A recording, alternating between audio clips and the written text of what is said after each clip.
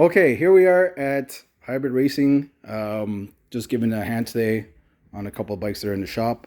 One of the bikes that we're trying to diagnose right now, which is not starting, is this 2013 Yamaha R6. So it came in with a dead battery.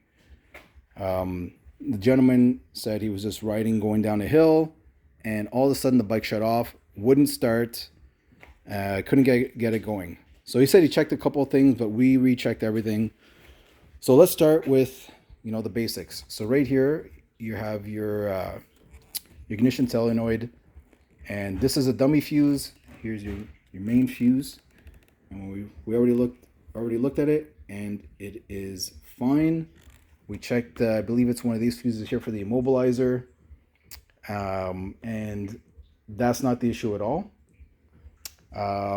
So then a couple of things that we wanted to check was the ignition control, so the starter button, and sometimes the contacts in here could get dirty and will mimic the same type of issue. But as I can see, we'll turn it on. So the pump is priming. Now if we go to start it, I don't know if it's going to come up on camera, so let's get down here. So you could hear that the solenoid is trying to do its job and contact to start the bike, but it's not happening.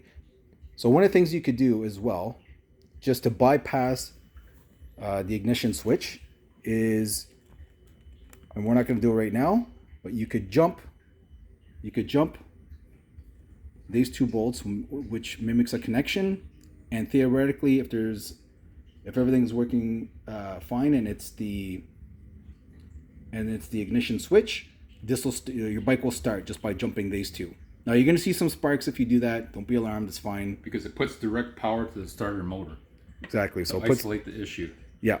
So if it starts this way, then you have a problem somewhere in your ignition switch. So we already did that. We know it's not the switch.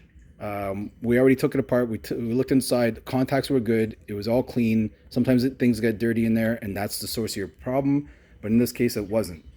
So going down the path, the next thing that we were going to do was actually check the starter motor.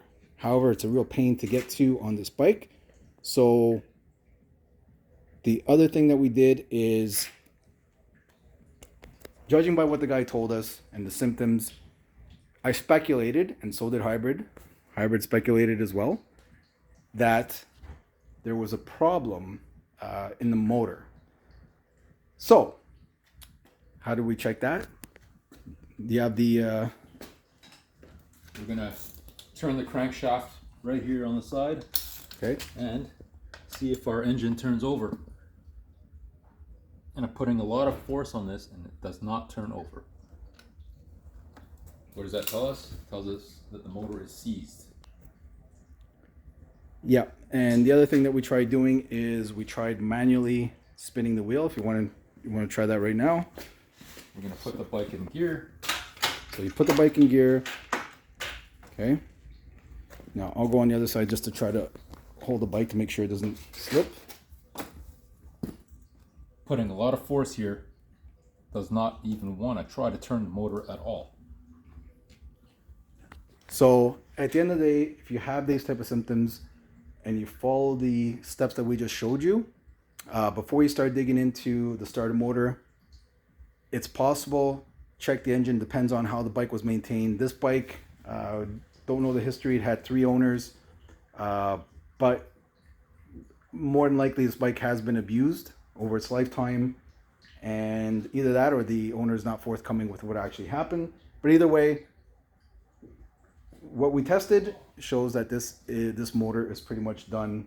So now the owner is going to have a decision to make on what to do with this bike, whether he wants to find a new motor or continue to diagnose to see if it's a top end or bottom end to possibly repair. Anyways, that's it for now. We'll do more videos on other bikes that we're going to be working on, and we'll go from there.